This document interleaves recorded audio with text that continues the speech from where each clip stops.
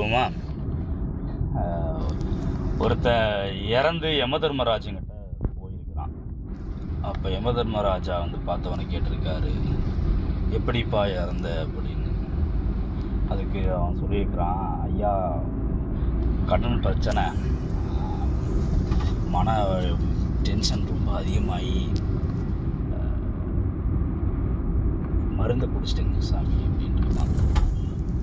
அதுக்கு சரி எதாவது இறந்துட்டியா, அப்புறம் அதுக்கப்புறம் ஏன் இங்கே உட்காந்து அழுதுட்டுருக்குற அப்படின்னு நம்ம கேட்டதுக்கு, மருந்தை குடிச்சிட்டேன், அந்த மருந்து கலப்படமாக இருந்துச்சு, அதனால் அரைகுறையாக உடம்பு சரியில்லாமல் போய் ஹாஸ்பிட்டலுக்கு போயிட்டேன். அங்கே போயிட்டு என்னை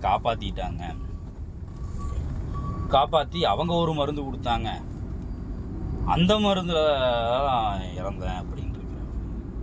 ஏன்னா அந்த மருந்தும் கலப்படமாக இருந்திருக்குது.